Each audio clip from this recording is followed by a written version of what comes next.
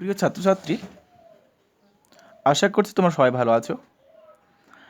আজকে আমি আলোচনা করব গ্রামার টপিক অ্যাডভার্ব। তো প্রথমে আমরা আজকে অ্যাডভার্ব সম্পর্কে জানব এবং তোমাদের সিলেবাসে বা তোমাদের ক্লাস 6-এর জন্য যতটুকু প্রয়োজন জানানোর ঠিক ততটুকুই তোমাদেরকে ইনফরমেশন দেব।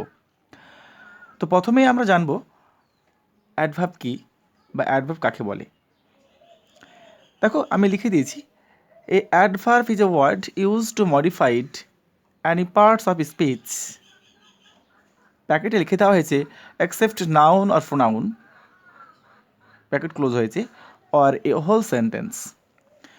এর মানে হচ্ছে অ্যাডভার্ব হলো এমন একটি শব্দ যা অ্যানি পার্টস অফ স্পিচ মানে প্রতিটা পার্টস অফ স্পিচকেই মডিফাই করতে পারে, বিশেষিত করতে পারে, কেবলমাত্র নাউন প্রোনাউন ছাড়া। অথবা বলা হয়েছে এ হোল সেন্টেন্স মানে পুরো সেন্টেন্স বা পুরো বাক্যকেই। বুঝতে পারলে? বা খুব সংক্ষেপে আমরা যেটা জেনে এসেছি যে অ্যাডভার্ব কী করে, যে সমস্ত পদ ভার্বের দোষগুণ অবস্থা বুঝে দেয় তাকে অ্যাডভার্ব বলে। অর্থাৎ ভার্ব কখন হয়, কোথায় হচ্ছে, কতবার হচ্ছে, কিভাবে হচ্ছে, এমনটা বোঝাতে গিয়ে যে পার্টস অফ স্পিচ আমরা ইউজ করে থাকি সেটি হলো অ্যাডভার্ব। তার সম্পর্কে আমরা জানবো। এবার প্রথমে তারপর আমরা জেনে নিই যে অ্যাডভার্বের type, kind of adverb. Kind of adverb মানে অ্যাডভার্ব প্রকার। Adverb are divided into 3 main categories. অ্যাডভার্বকে প্রথমত 3টে প্রধান ভাগে বিভক্ত করা হয় বা 3টি শ্রেণীতে বিভক্ত করা হয়। Adverb are divided into 3 main categories মানে হলো অ্যাডভার্বকে 3টি ভাগে বিভক্ত করা হয়। বোঝা গেল?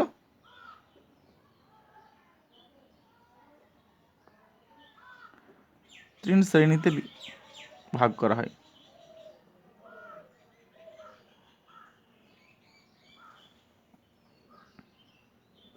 ভাগগুলো কী কী দেখো, প্রথম বলা হয়েছে সিম্পল অ্যাডভার্ব, তারপর বলা হচ্ছে রিলেটিভ অ্যাডভার্ব, আরেকটা হলো ইন্টারোগেটিভ অ্যাডভার্ব।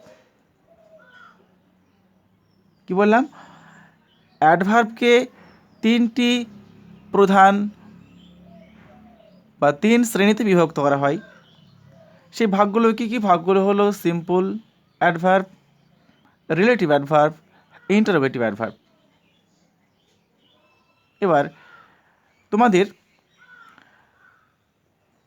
সিম্পল অ্যাডভার্ব সম্পর্কে আমি আলোচনা করব। আমি আগেই বলেছি যে পুরো সমস্ত অ্যাডভার্ব সম্পর্কে আলোচনা করা তোমাদের এই সিলেবাসে বা তোমাদের ক্লাসের জন্য প্রয়োজন নেই। যতটুকু প্রয়োজন বলে মনে হচ্ছে ঠিক ততটুকু আজকে আলোচনা করছি। তো এই সিম্পল অ্যাডভার্বকে 8 ভাগে ভাগ করা হয়। সিম্পল অ্যাডভার্বকে কয় ভাগে ভাগ করা হয়? তো সিম্পল অ্যাডভার্বকে 8 ভাগে ভাগ করা হয়। রিলেটিভ অ্যাডভার্ব, ইন্টারোগেটিভ অ্যাডভার্ব সম্পর্কে এখন আমি আলোচনা করছি না। তো সিম্পল অ্যাডভার্বকে 8 ভাগে যেগুলো ভাগ করা হয় তার একের পর এক আমি আলোচনা করব। তো অ্যাডভার্ব 8টি ভাগ কী কী আমি যদিও এখানে লিখিনি, তবু আমি তোমাদের বলে দিচ্ছি।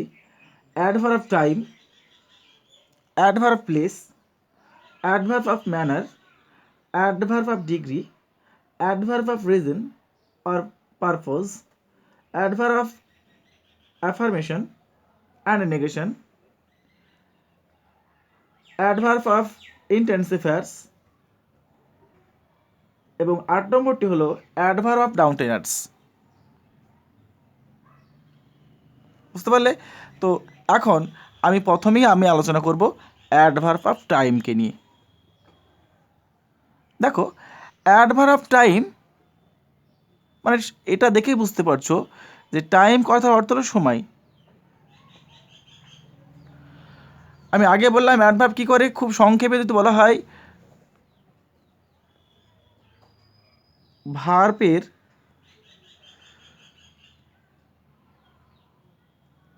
দোষ গুণ বোঝায়। তাই নয় কি? তাহলে ভার্বের দোষগুণ অবস্থা যদি বোঝাই তাকে আমরা কি বলবো? অ্যাডভার্ব বলবো। এখানে আমি তোমাদেরকে অনেক সুন্দরভাবে লিখে দিয়েছি, দেখো যে কখন, কতক্ষণ বা কতবার কাজটি সম্পূর্ণ হয় বোঝাতে অ্যাডভার্ব অফ টাইম ব্যবহার করা হয়। অর্থাৎ বাক্যের সাবজেক্ট যে কাজটি করে সেই কাজটি কখন, কতক্ষণ ধরে বা কতবার করে এমনটা বোঝাতে গিয়ে ভার্বের বিশেষিত করতে গিয়ে যে পার্টস অফ স্পিচ আমরা ব্যবহার করে থাকি সেই পার্টস অফ স্পিচ হলো অ্যাডভার্ব টাইম। দেখো এখানে আমি একটা এক্সাম্পল তোমাদের দিয়েছি, হি কেম হেয়ার ইয়েস্টারডে।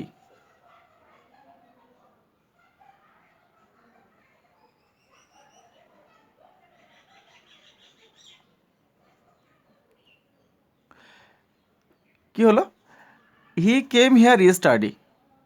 তো এটা মানে এটা আইডেন্টিফাই করার জন্য প্রথমে তোমাদের আমি একটি নিয়ম তোমাদের বলছি যে প্রথমে তোমাদের খুঁজে নিতে হবে ভার্ব কি।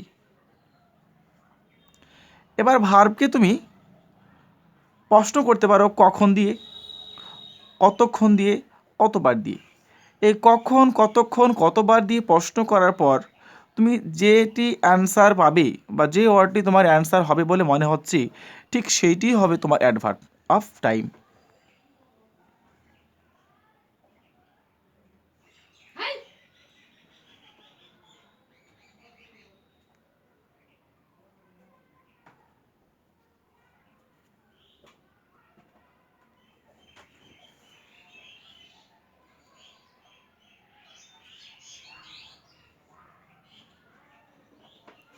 তাহলে কি বললাম? তাহলে ভার্বকে কি করতে বলেছি? ভার্বকে প্রশ্ন করতে বললাম কখন, কতক্ষণ বা কতবার দিয়ে প্রশ্ন করলে যে অ্যান্সারটি পাওয়া যাবে ঠিক সেইটি হবে অ্যাডভার্ব অফ টাইম। যেমন হি কেম হেয়ার ইয়েস্টারডে। আমি যদি প্রশ্ন করি কখন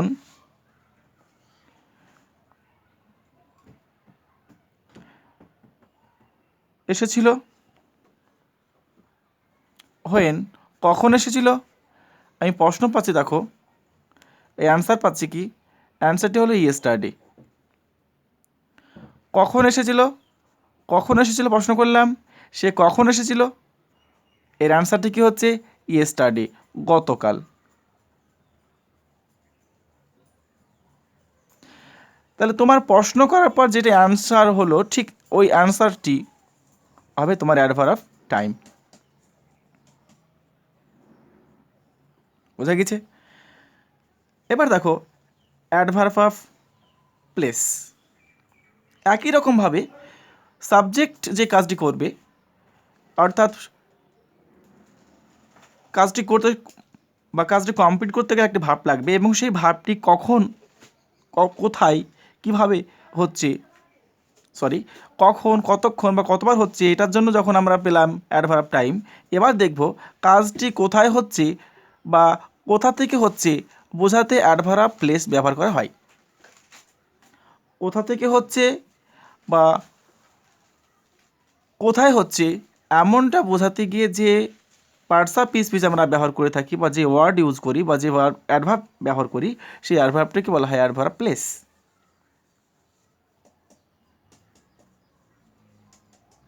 যেমন উদাহরণ দিয়ে বলতে পারি তোমাদের, স্ট্যান্ড হেয়ার।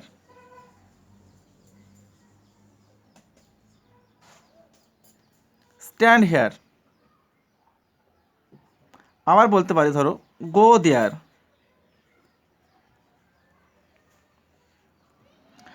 তাহলে স্ট্যান্ড এটা হলো ভার্ব, এটা ভার্ব। তাহলে কি বললাম? একই রকমভাবে তোমাকে প্রশ্ন করতে প্রথমে চিহ্নিত করতে হবে ভার্বকে এবং ভার্বকে তোমাকে প্রশ্ন করতে হবে কোথায় কাজটি হচ্ছে বা কোথায় দাঁড়াতে হবে। তাহলে তুমি প্রশ্ন করো কোথা দিয়ে বা হোয়ার। তাহলে আমি হোয়ার দিয়ে প্রশ্ন করলে বা কোথায় আসবো বা স্ট্যান্ড হেয়ার, এখানে দাঁড়াও, কোথায় দাঁড়াবো, যদি বলা হয় এখানে, তাহলে প্রশ্ন উত্তর পাচ্ছি কি হেয়ার। তাহলে এটি হলো অ্যাডভার্ব অফ প্লেস। একই রকমভাবে গো দেয়ার, একই রকমভাবে গো দেয়ার, তাহলে হোয়ার কোথায়, কোথায় সেখানে, তাহলে আমি অ্যান্সার পাচ্ছি সেখানে, অর্থাৎ দেয়ার। অর্থাৎ ভার্বকে হোয়ার দিয়ে প্রশ্ন করলে বা কোথায় বা কোথা থেকে এমনটা দিয়ে প্রশ্ন করলে যে অ্যান্সারটি পাওয়া যাচ্ছে সেই অ্যান্সারটি হলো অ্যাডভার্ব অফ প্লেস। তাহলে আজকে আমরা আপাতত এই ক্লাসে দুটো ভাগ অর্থাৎ সিম্পল অ্যাডভার্বের দুটি ভাগ নিয়ে আলোচনা করলাম, adverb of time, adverb place. Adverb of time, adverb of place. আমি আবার বলি, অ্যাডভার্ব অফ টাইমকে চিহ্নিত করতে গেলে বা আইডেন্টিফাই করতে গেলে প্রথমেই তোমাকে ভার্বকে খুঁজে নিতে হবে, এবং ভার্বকে খুঁজে নেওয়ার পর ভার্বকে তুমি প্রথমত কখন, কতক্ষণ বা কতবার দিয়ে প্রশ্ন করবে, যেটি তোমার অ্যান্সার হবে, ঠিক সেই অ্যান্সারটি হবে তোমার adverb of time, adverb of time. একই রকমভাবে অ্যাডভার্ব অফ প্লেস মানে দেখো বলে দিয়েছি, কাজটি কোথায় হচ্ছে বা কোথা থেকে হচ্ছে বোঝাতে অ্যাডভার্ব অফ প্লেস হয়। একই রকমভাবে উদাহরণ দিয়ে তোমাদেরকে বললাম, স্ট্যান্ড হেয়ার, গো দেয়ার, এমনটা বললাম। তাহলে তুমি একই রকমের ভার্বকে তুমি প্রশ্ন করবে, কোথায়, হোয়ার দিয়ে প্রশ্ন করো, যেটি তোমার অ্যান্সার হবে ঠিক সেই অ্যান্সারটি হবে অ্যাডভার্ব অফ প্লেস। একই রকমভাবে এখানটায় যদি আইডেন্টিফাই করা হয় ইয়েস্টারডে, এটা হলো টাইম।